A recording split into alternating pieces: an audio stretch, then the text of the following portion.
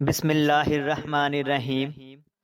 عامر جب بھی کاروبار کے سلسلے میں کسی دوسرے شہر جاتا تو وہاں ہوٹل میں رہائش کے دوران طرح طرح کی لڑکیوں کے ساتھ عیاشی کرتا اور ان کے ساتھ راتیں گزارتا تھا، حتیٰ کہ وہ 2 بیٹیوں کا باپ بن چکا تھا، مگر گناہوں سے چھٹکارا حاصل نہ کر سکا۔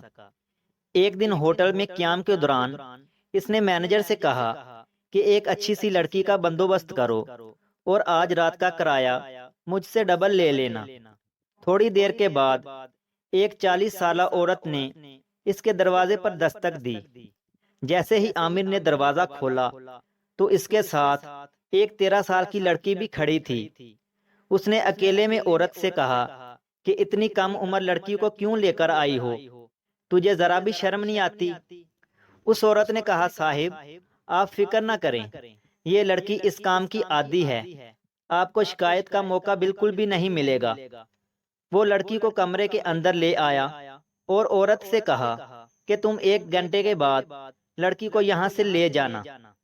پھر اس کے بعد اس نے دروازہ اندر سے بند کر دیا اور لڑکی کی معصومیت کو دیکھنے لگا۔ اس کے اندر اب حوض کا زہر ختم ہو چکا تھا۔ عامر نے لڑکی کو سامنے بٹھایا اور پوچھا کہ تم اتنی کم عمر میں ایسا کام کیوں کر رہی ہو؟ لڑکی کا جواب سن کر اس کے پیروں تلے زمین نکل گئی۔ اس نے کہا کہ صاحب اس کام میں میری اپنی مرضی بالکل بھی نہیں ہوتی۔ میری ماں کا بچپن سے ہی انتقال ہو چکا تھا اور میرے باپ نے دوسری شادی کر لی۔ شادی کے کچھ عرصہ بعد میری سوتیلی ماں نے میرے باپ کو نشے میں لگا دیا اور پھر اجنبی لوگوں کو گھر میں بلانا شروع کر دیا۔ وہ ایک بدکار عورت تھی۔ نشے نے میرے باپ کی جان لے لی تو پھر میں بھی مکمل طور پر اپنی سوتیلی ماں کے رحم و کرم پر تھی۔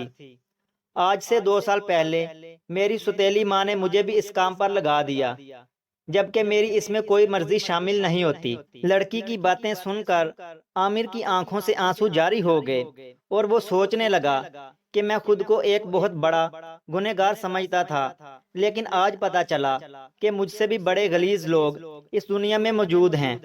عامر نے لڑکی کے سر پر ہاتھ رکھ کر کہا کہ اب تم کیا چاہتی ہو؟ تو اس نے کہا کہ صاحب میں اس جہنم سے نکلنا چاہتی ہوں۔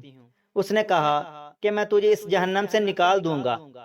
اس عورت کے آنے سے پہلے ہی عامر اس لڑکی کو اپنے ساتھ لے کر ہوٹل سے روانہ ہو گیا اور اسے عزیز صاحب کے پاس لے گیا، جہاں پہ یتیم اور بے سہارا لڑکیوں کو رہائش اور تعلیم دی جاتی تھی۔